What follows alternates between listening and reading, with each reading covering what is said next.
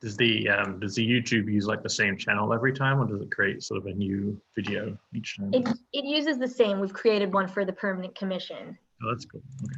So if we send out the same link to people, it'll work for every meeting. Right. So there's one link that will get everybody to every meeting. Is the goal.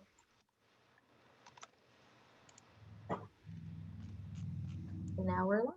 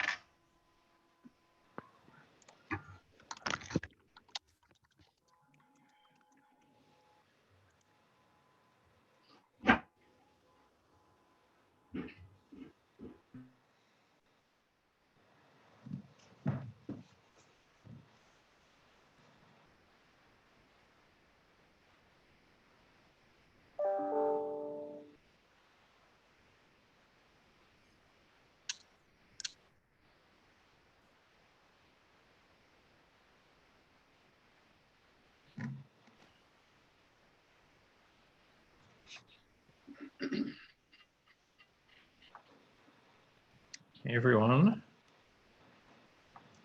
I think we're still waiting for a couple of folks to jump in. I think Anne was having trouble logging in, but I think she found the password. And then I know that Representative Brennan was going to join us a little bit later once this meeting was finished, I think. So.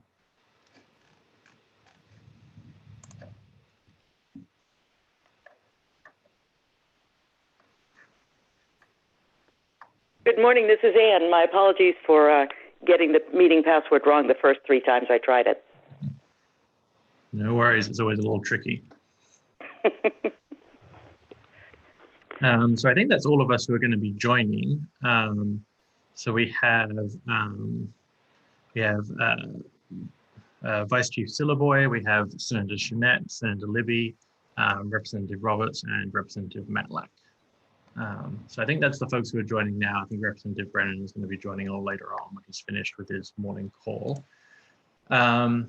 So were folks able to get the various emails that went out last night, including sort of the survey results that I sent around? Yes. Mm-hmm. Yes. Cool. Yes. Great. So I don't know if folks had any additional thoughts on those. I had suggested one way that we could approach it by sort of taking the bills that scored the highest and assuming that we would recommend those and then look at some more in the middle. But I don't know if I'm open to other suggestions if people have other thoughts on how we might want to proceed or anything else in the process, I guess. That makes sense to me. It looked good to me too. Okay, so maybe what we'll do is maybe we'll go through. So there are, I think, just about 10 bills, I think, that are kind of in that middle category. So maybe we could just go through each of them one at a time and just see if anyone has any thoughts that jump out for them on those and have a little discussion, if that works for everyone. So I'll take them just sort of in the order that I happen to have them on my screen. So LD 44. That's the act to amend the main criminal code. Anyone want to make a pitch for that or share thoughts on whether we should be recommending that?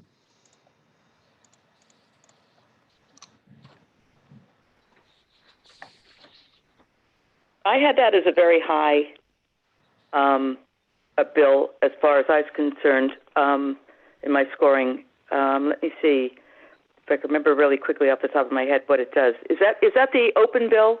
Is that the one that is up for alteration? It's just a framework. No, this is one that looks at child welfare provisions, particularly. Okay. It includes redefining the sexual assault statute.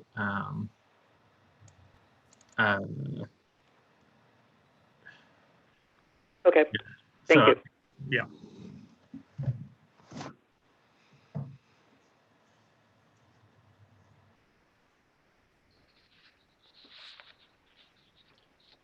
believe I scored that high also, although I couldn't pull up the bills to read the bill itself, but and I wasn't sure of the act regarding the Maine criminal code. I didn't know whether that was a positive thing or a negative thing. But I did score that up there.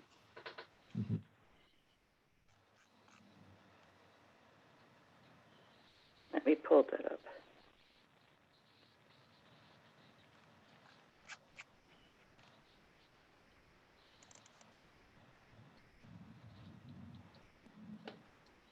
So I printed out the filtering tool for each one. And on this one, I had true on 4 through 6 and then 8 through 10. So that's where I ranked that one.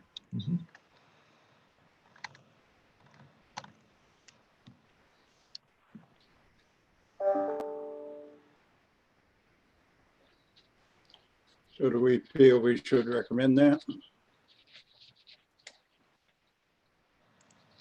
I do see that it also explicitly, I'm looking at the bill summary online, and it says part of it does recognize convictions in tribal courts for being disqualifying, recognizing domestic violence convictions in tribal courts. So that also seems particularly important in this context.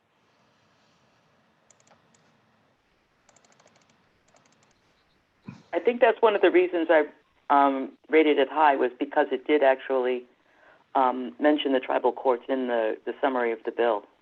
Not that I'm looking at the summary of the bill.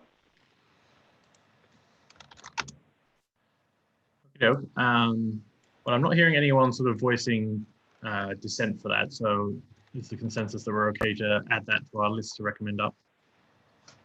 Yes. I agree. Okay, all right, let's plan on that.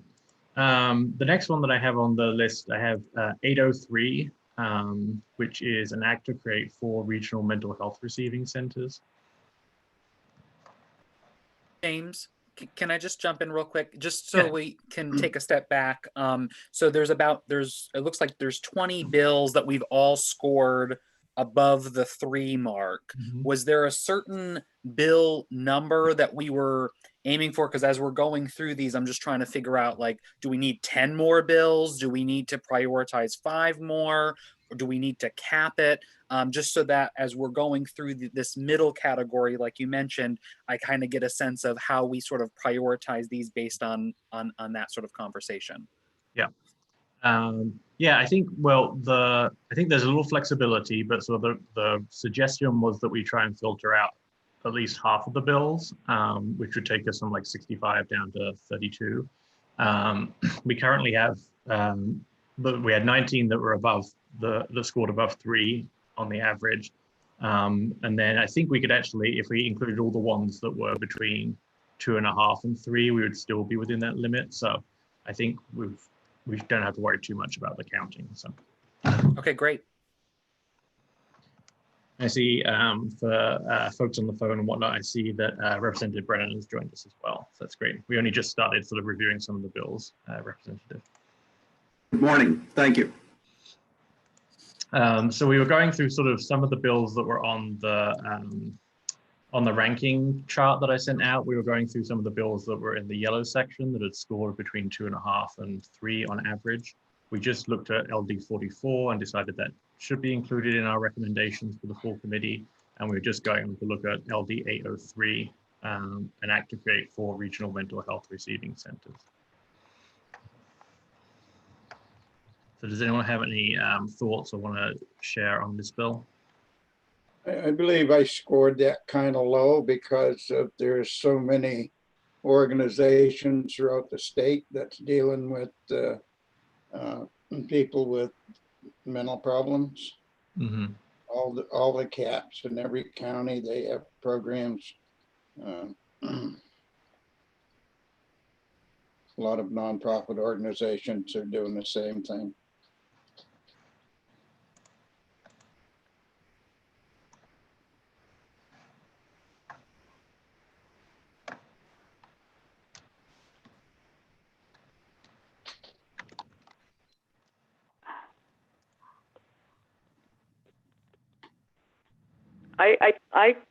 This is Ann, and I scored it high, and I think the reason I did was because it's crisis intervention centers. I think that is one of the areas that were lacking services on a 24/7 basis.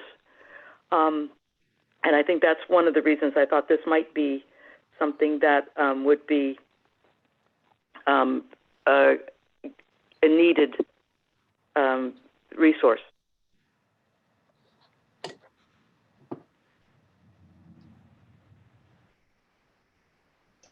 I just want to jump in and agree with Anne. Those are some of the reasons why I scored that one high as well.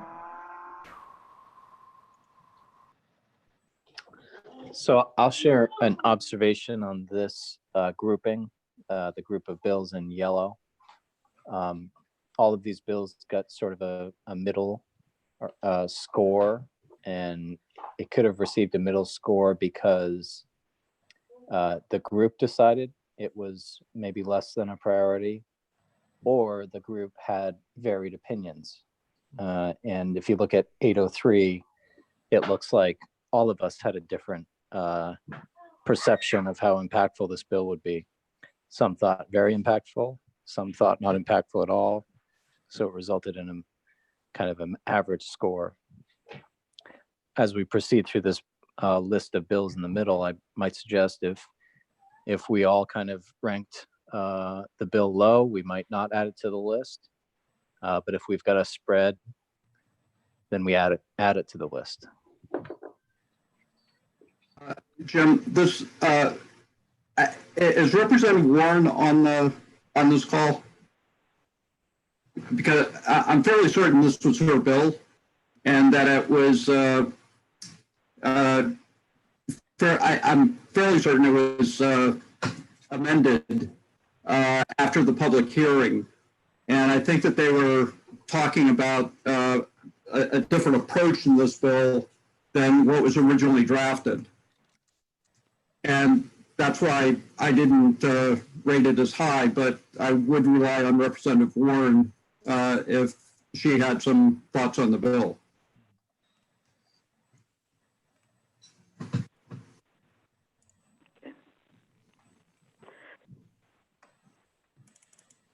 Yeah, that's a good question. I know, I don't believe Representative Warren is on the call who was able to make it, but I might be able to reach out and try and get some more clarity on that from her.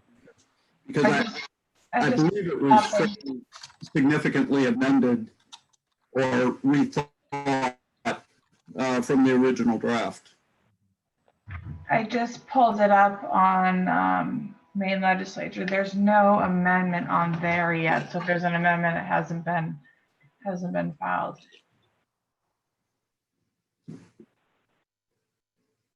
It's in HHS committee. It doesn't appear that there's been a work session scheduled for it, but HHS is meeting today for whatever it's worth.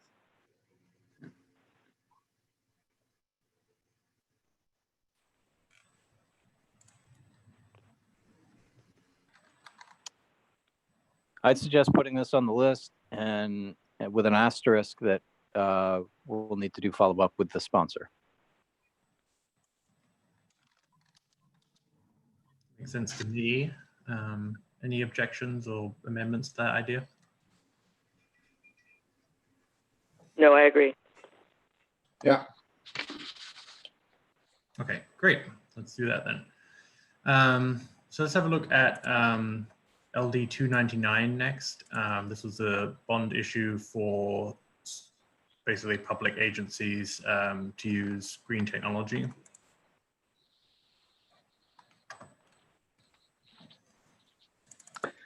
From a practical and financial point of view, I don't know that this bond has really got a chance of getting enacted this year. And that's in that you think that it wouldn't get voted out of committee, Senator? No, I think there's probably 40 to 50 bonds that are sitting in the appropriation committee, many of which have not had a public hearing yet.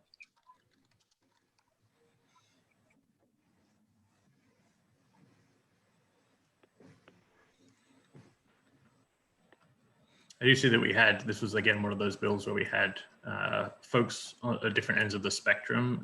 Is there anyone who voted it highly? Want to make a pitch for why it should be recommended? I don't think we necessarily need to be constrained by sort of the political reality in the sense that we can lift the bill up, which may give it more of a chance in a future session, even if it's not going to pass this year.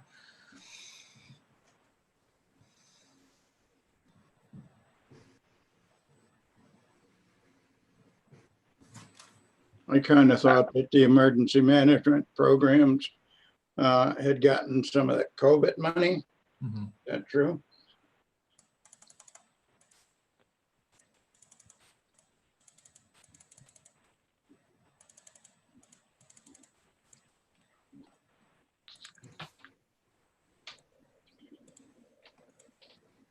I don't know the answer to that. That's a good question. It sounds like the kind of thing where there would be some, where there might be some grant available. You thinking for this particular issue? You're thinking, Vice Chief?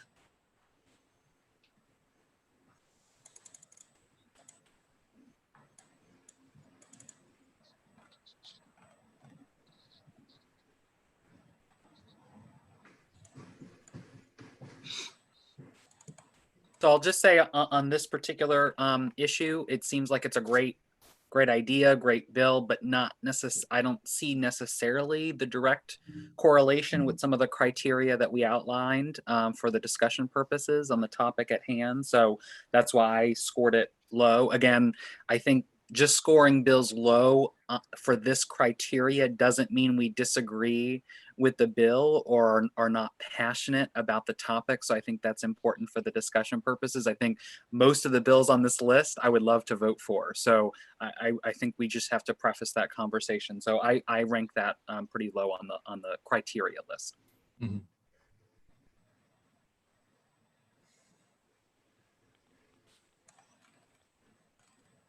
Yeah, I'll add that I personally ranked it fairly low. I think for that reason, and I think there is a clear case that climate change affects communities of color in a greater degree. So I think you could make that argument potentially, but it also seems somewhat indirect in this case. I think that's where I came out on it also. It's a great bill. It could possibly assist communities that are in need of help in this area, but I think it's a stretch.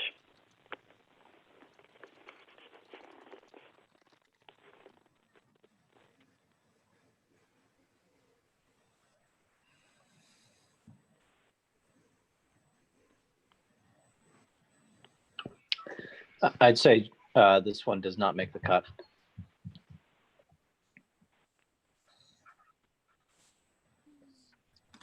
Okay, I'm fine with. Okay.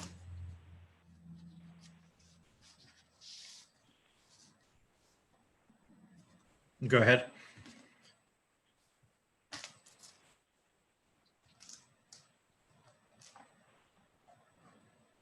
Oh, well, I was going to say, I'm not, so I seem like I'm hearing a consensus that we don't recommend this one. Is there anyone that wanted to object to that or make a counter argument?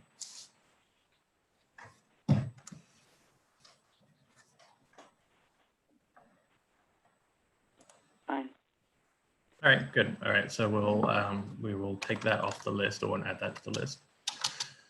Okay, the next one that I have on my order here is LD 477, an act to provide relief to federal employees affected by a federal shutdown.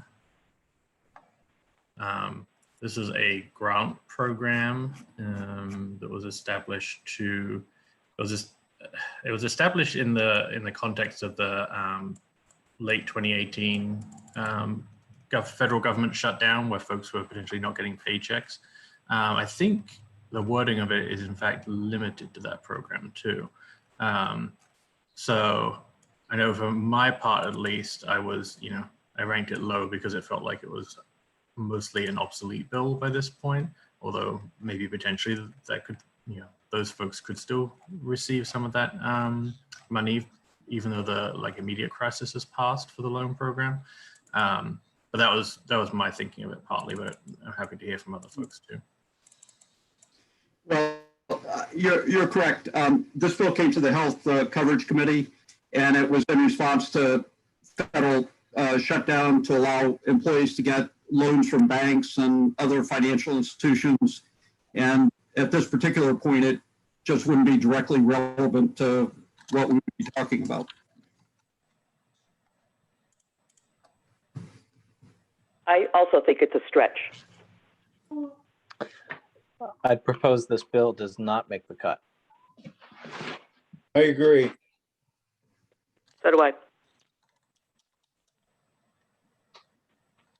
Yeah, I think we're pretty united on that then. Great. So should we look at LD 602, which is a general fund bond for research and development purposes?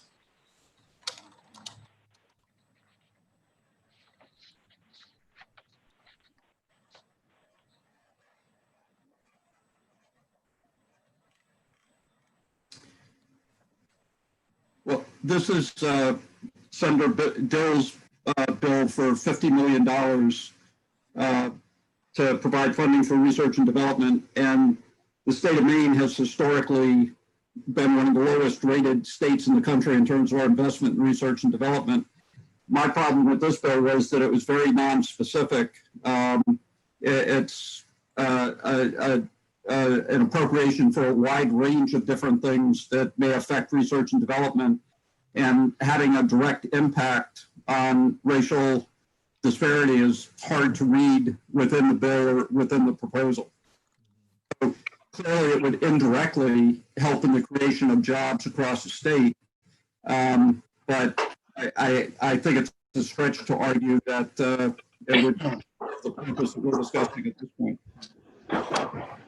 Yeah, I would agree with Mike and just add that if we consider a bond that primarily funds institutions to do projects and work, compare that with a bond that puts money in people's pockets, like student debt forgiveness, for example, I would rate that kind of direct stimulus to workers much higher than I would funding for large, well-capitalized institutions.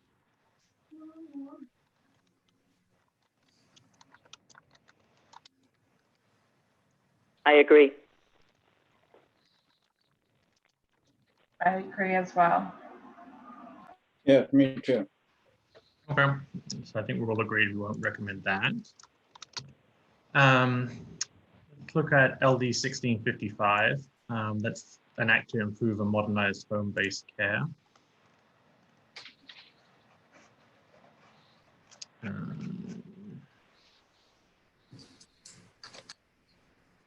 This is one that does a whole bunch of small, how small they are, but a whole bunch of different changes to how home care can be administered in Maine, including sort of some telehealth provisions. It includes establishing a social determinants of health stakeholder advisory group, increases reimbursement rates for some care workers through the Maine Care program, and a couple of other pieces.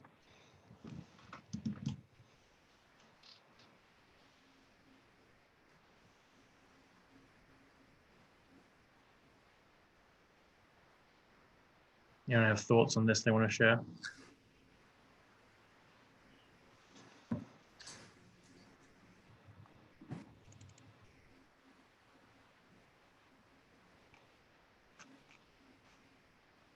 I think perhaps I rated it higher than than others because as a bill that dealt with providing medical services generally, I'm always hopeful that it can be specifically geared towards communities that we're looking to address here. I think that it doesn't specifically say anything about communities of color or any of the tribal areas, but I because it is in talking about the Maine Care benefits, I'm wondering if it can't be can't be used to address those issues also.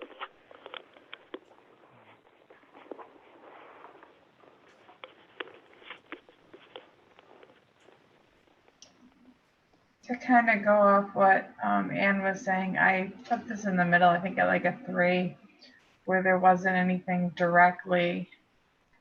So I got my notes here. I think this was something I was thinking in my head. There could be, if there was a chance to put amendment on it to make it more specific. And that's why I think I put it at a 3. But I don't know if we're going to even have that potential.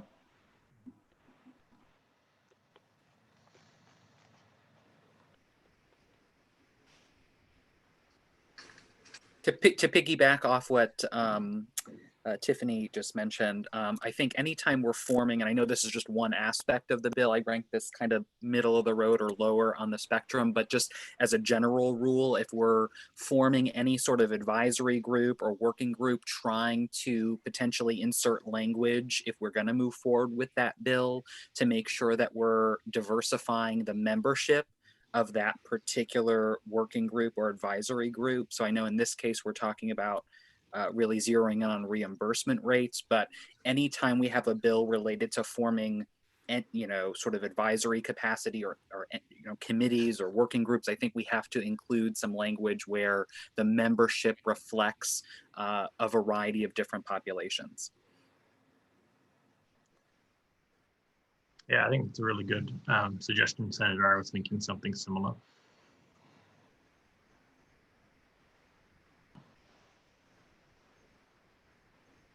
I think in terms of the status of the bill, it looks like it was voted out of committee actually last year with a small-ish amendment. Which suggests to me that the process for actually adding an additional amendment would be difficult since it's already been reported out.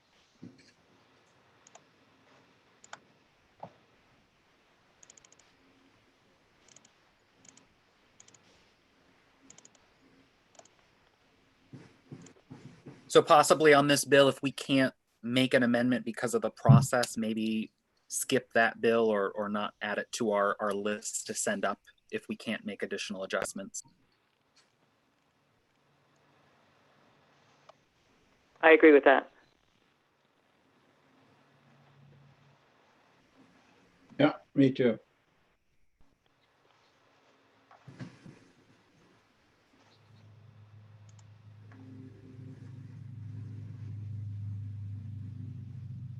That works for me. Anyone else? Any dissenters? No. Okay, let's go with that. So let's look at LD 232. This is a resolve to review the progressive treatment program for psychiatric admissions or community treatment.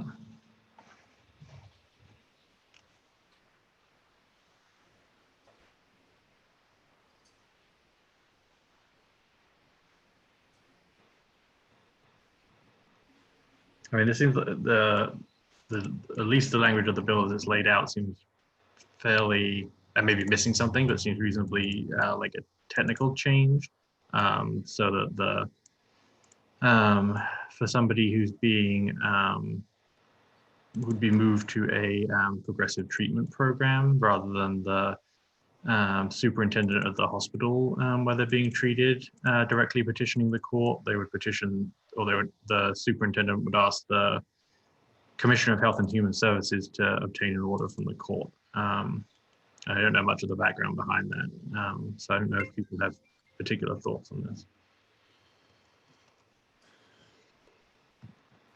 I don't know much about the specifics related to the bill, but it did seem to be an administrative change between private involuntary commitment and public involuntary commitment.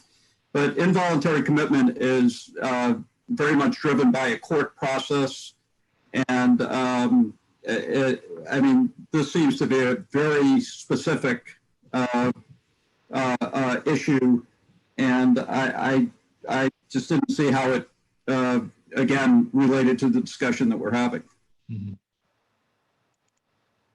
And so, anyway, I mean, involuntary commitment is very complicated and very much driven by court procedure. my concern, not knowing the ramifications of what this bill does, is I'm sort of at a 3, tilting lower, and if the only thing I can see is if this bill would make a greater burden on people that are dealing with the system, and I don't want to encourage a bill that might make it a greater burden on people. Lots of times this involuntary commitment is done by one individual in the family. That's happening right here in Holton right now, where a son is putting his mother into a home, and the rest of the family is in disagreement. So just because he's a guardian is not talking to anybody else.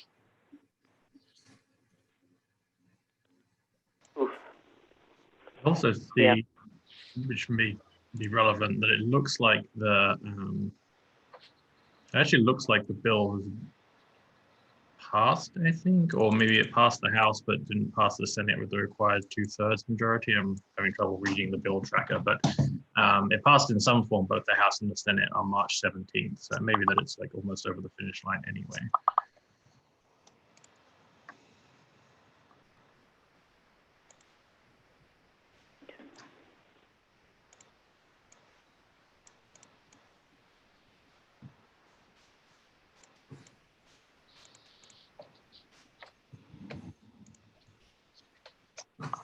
I feel like I'm hearing folks say that we may want to pass on this one because we're not sure of all the ramifications for it. Is that right? I agree with that. I would agree with that, yes.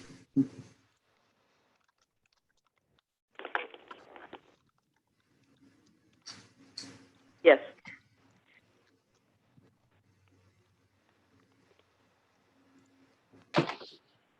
Yeah, that sounds like that's a consensus. Let's look at LD 511, an act to create a position in DHHS to coordinate dementia programs and services.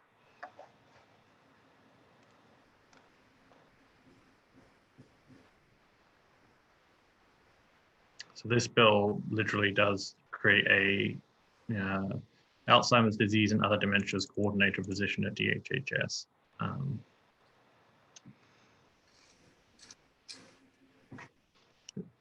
Who would help coordinate and implement programs across different parts of government to tackle those conditions.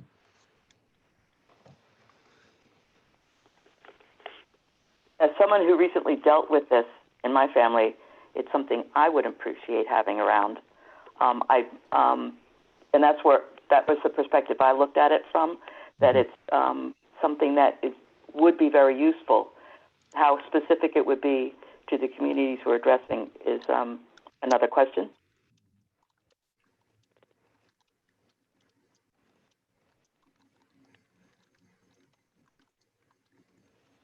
With the many people with dementia today, I would agree that this could be a good program.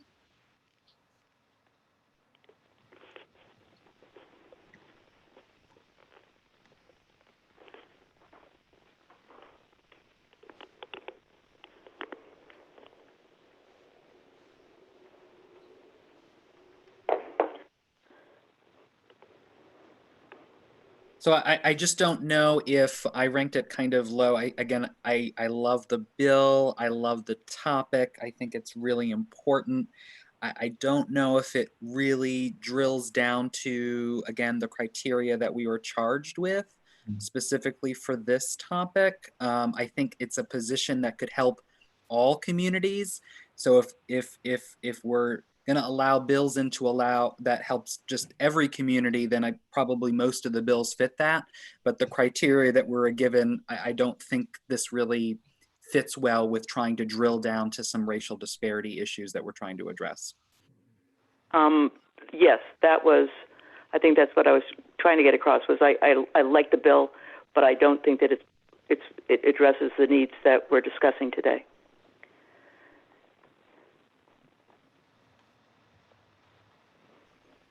I agree. Yeah, I mean, I think my question only would be, I don't know how I don't know enough about this topic, was I think you could make a case for it if we had a sense that that Alzheimer's and other dementia type conditions were more prevalent among communities of color, that it would sort of disproportionately help those communities in a good way. But I just don't know if we know that or not. I certainly don't have that background information to hand. Right.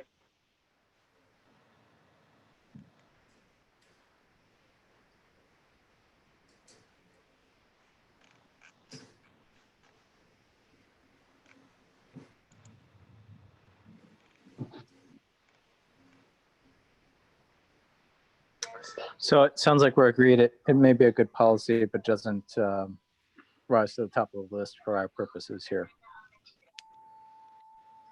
Yes.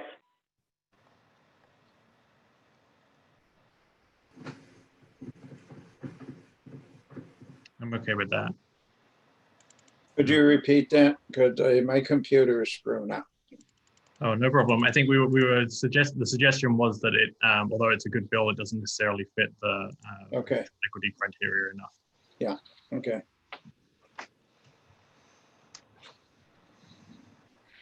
Okay. So I think I'm hearing a consensus towards that opinion. Anyone want to chime in with a different view? Last chance. Okay. So let's look at LD 968. This is I think this is still just a concept draft for a supplemental appropriation for this for the next fiscal year, actually. Well, actually, I guess it's the one we're in now, right? Ending 2021. So yeah. So I don't think I rank this highly because there are just too many unknowns regarding this bill. If the bill were to move forward, it would likely be completely redrafted. Obviously, there could be some consideration and for our task with respect to an amended bill, but at this time, I don't know that it's worthwhile for us to move this one forward. I agree. In agreement.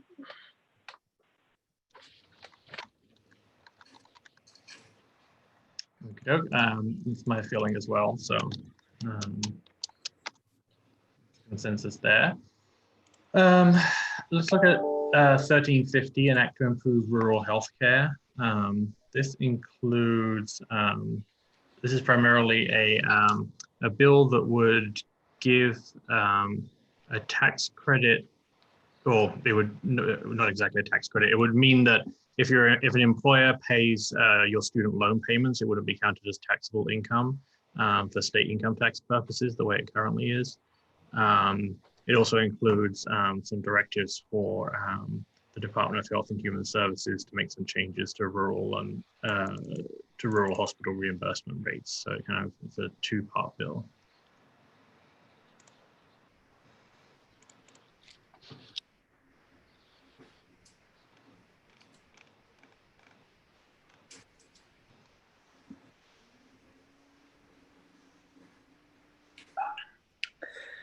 I think I scored this bill low because it didn't really target an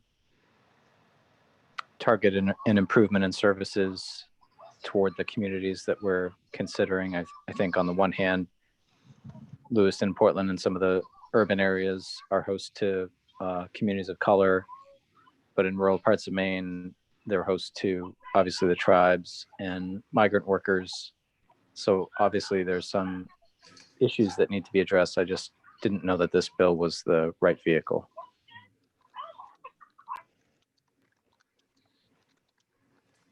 I agree with the senator.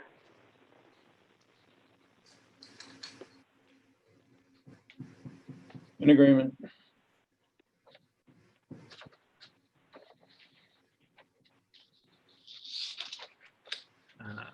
Yeah, I think I would agree as well. I had seen the other part of it that looked at the income, or the taxable income portion. I think that's I think the impact of that would be relatively low, given that there's a relatively small number of employers who do pay I'm not sure about healthcare employers, but definitely relatively small number in general who actually make those student loan payments. Although I recognize that there are some arguments to be made that student loan debt is particularly burdensome for people of color, but I do feel like this would be relatively few folks that this would impact. So I would be okay, as other folks have said, with not recommending it. Anyone want to raise a contrary opinion to that?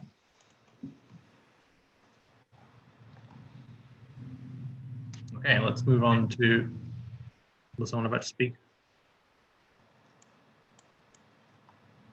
Oh, maybe an echo. Let's go on to LD 1812. This is just titled "An Act to Make Necessary Changes to State Laws." It's a concept draft. I think it's like a statute revision vehicle. Right, it's a placeholder with nothing attached, so. Yeah, and the bill sponsor has no plans for an amendment.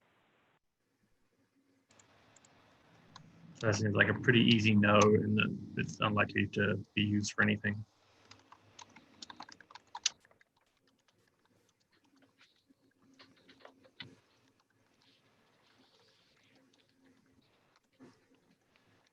Everyone okay with not recommending that then? Yes. Great. Let's look at 1856. That's a resolve to support individuals with acute mental health needs.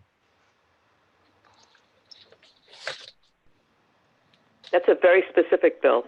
Mm-hmm. It is, even down to the amount for being discharged. Yeah, it's a very specific bill to look at the particular reimbursement rate for patients discharged from Southern Maine Healthcare Psychiatric Inpatient Unit. So it doesn't seem like it has a particularly wide impact, and I do not see there being sort of a particular racial impact to it. I don't know if anyone else has any anything that we're missing here. Would that include inmates being released? That's a good question. It's only for the one particular healthcare provider, Southern Maine Healthcare.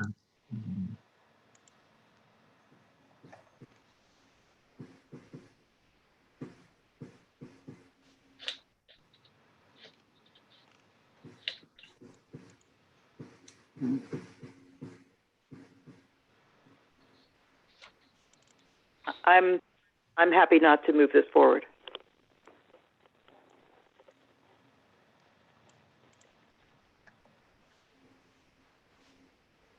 Is that what other folks are thinking as well? Yeah, Yes. I agree with that. Yes. Great. So we're on the last few now. LD 1959. This is an act to change the definition of public employee to include folks who have been employed less than 6 months.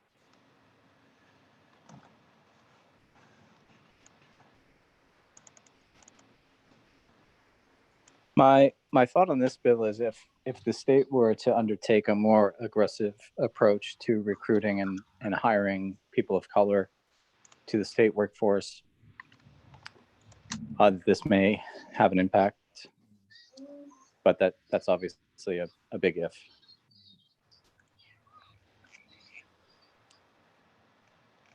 And this is essentially to give, I think the effect of this, if I understand it correctly, is to give sort of new hires in the department, in state government, more collective bargaining rights.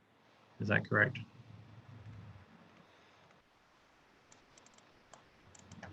That's my understanding. Yeah. Right. That's what I thought it was too. Yeah, I think it's an interesting question actually to look at some point, is sort of whether the state public workforce, like how representative that is of communities in the state. I don't know the answer to that. I suspect it's probably not especially representative, but that could be, it's a little tangential to this bill, but it would be an interesting topic for sort of examination probably, to see if there are, if the state is recruiting the right people that reflect our communities, and if not, why not? So I'd be fine with either leaving this bill out or moving it in with an asterisk, making that note. But either way, the bill in and of itself may not rise to the level of some of these other bills. I would go with leaving it out. I would as well. Me too. Fine with me. Same here. Okay, I would agree as well. So let's leave that out, I think. And we can, if there's the opportunity to pass the question up about the state's workforce more broadly, maybe that can happen separately. LD 1969 is an act to protect state workers from exposure to carcinogens. I think this is about providing funds to rehab state buildings.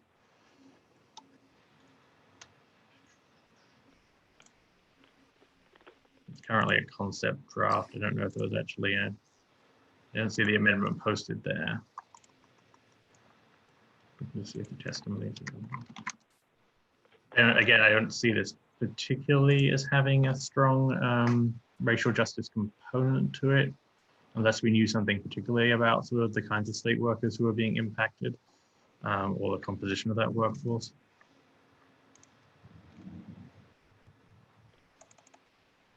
My recollection is the bill generated some discussion that spurred some planning on the part of the executive branch to expedite remediation in certain state buildings. So the bill may not be necessary at this point. Right. I do know that they've closed the archives and library building for asbestos mitigation and things. That may be part of it.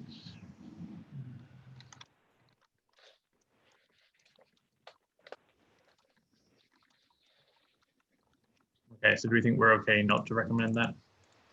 Yeah. Yes. Okay, great. And then the last one sort of in this list is LD 2160, which is amending the statute of limitations for injuries relating to particular substances that I'm not going to attempt to pronounce.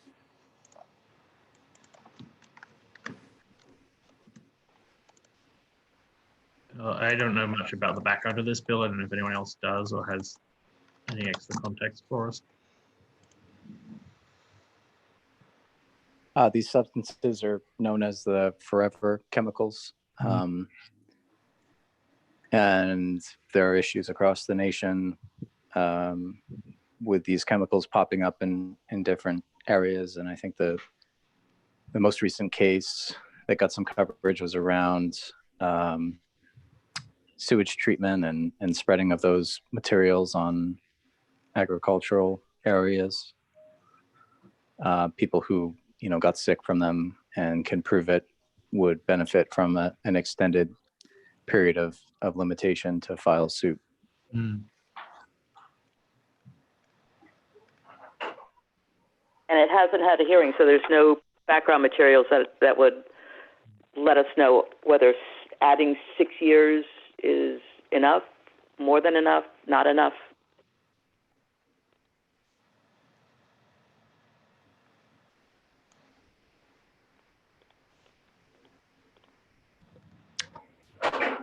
I would say, given all that, not making the cut would be okay. I agree. In agreement.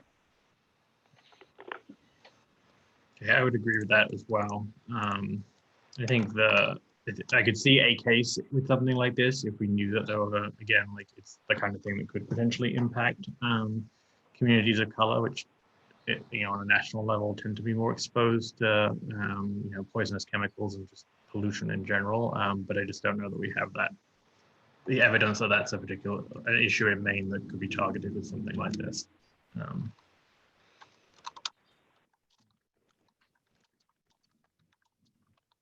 Okay, so I think we're all agreed not to do that. So that takes us through kind of the bills that I had scored up as having anything 2.5 or higher.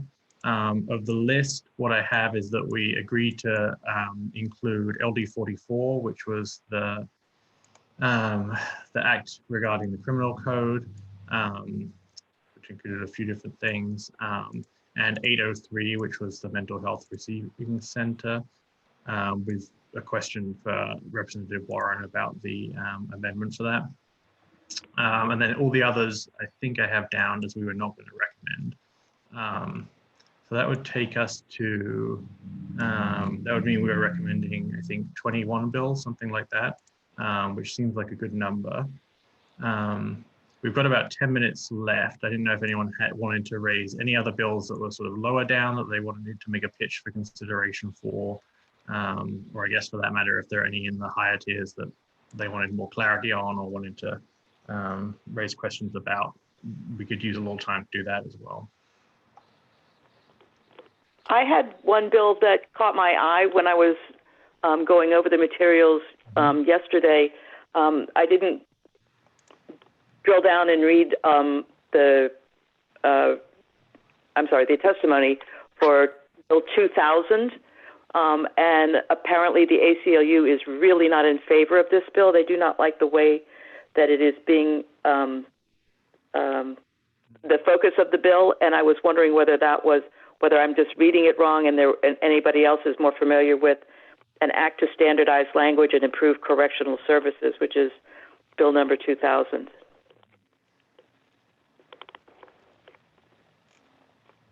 My concern is it deals with incarceration of women. Hold on 2 seconds. I have to grab my dog real quick.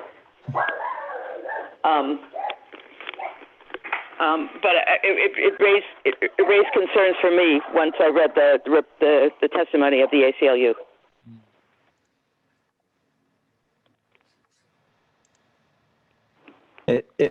It seemed to me like the bill had some broad support for what are more technical and modest changes, but the ACLU was calling out their opposition for, I think, a bigger issue that perhaps was not going to get covered by the bill.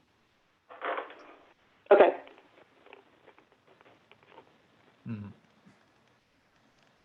That was my one question. And the other question it also brings up potentially is, I don't know if it just seemed to be mostly technical changes. I see there wasn't a lot of testimony on it. Was there a particular reason that it should be included, or folks wanted to vote it high? Anyone who voted it as high importance?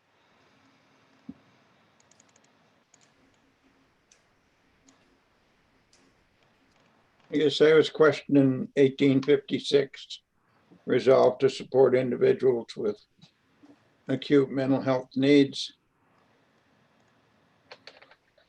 A lot of our people, when they're coming out of the prison system, they need a lot of help in that area. And a lot of them don't go back to the reservations and end up homeless in the towns. And I don't know if they'd fit in that category or not.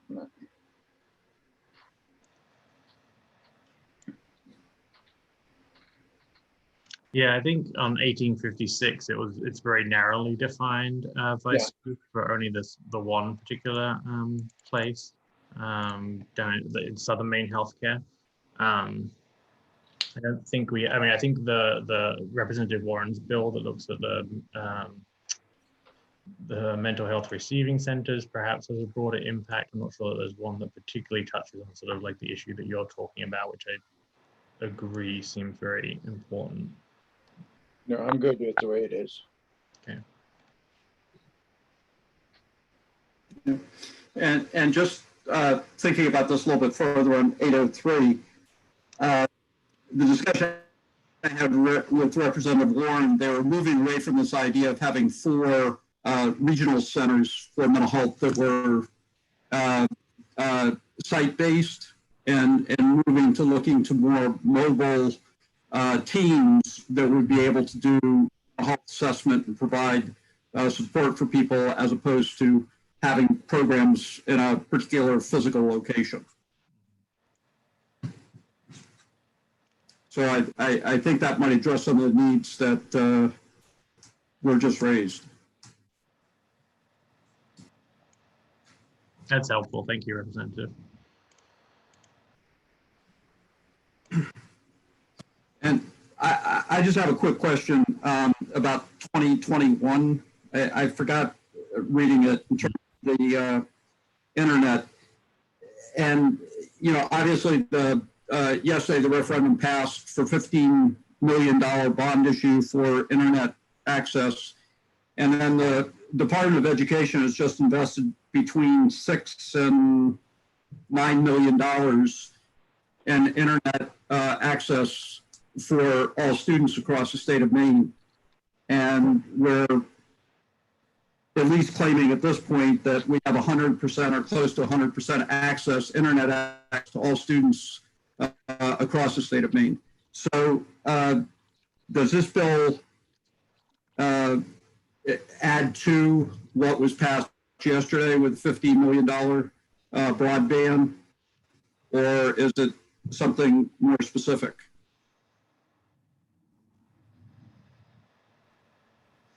What's the bill number, Mike? It's 2021.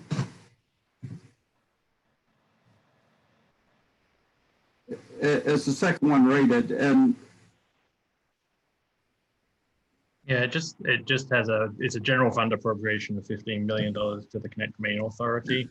It doesn't seem so that was wasn't that Senator Herbig's bill? It's a general fund appropriation, right?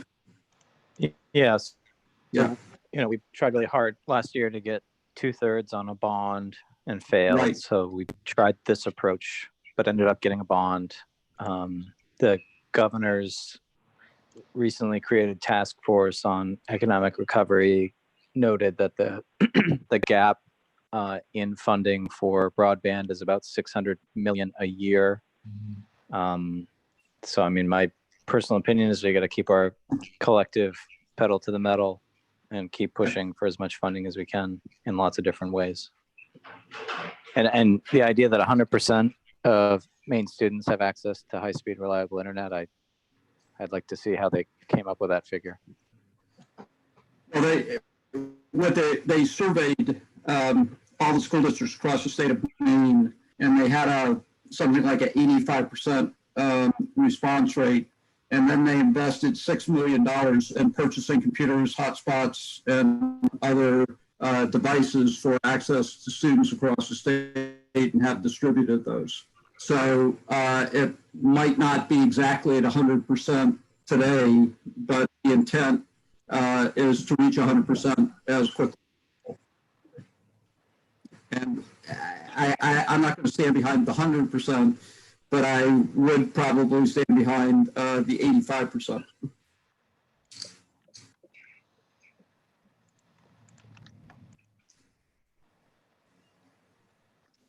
Okay. I don't want to necessarily bring us to a close abruptly, but I do know that they need to have the meeting hopping on at 10:30.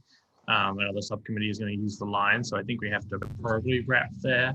I think what I'll do is I'll summarize kind of what we've decided now and send that around to the full list of committee folks. And I think I have to send this up to the main committee by the end of the day today, but there can be some opportunity for some email discussion if folks have more questions or things that come up.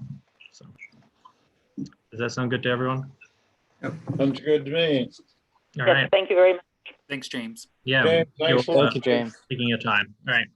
Thank Bye-bye. you. Yeah. Bye-bye. Bye.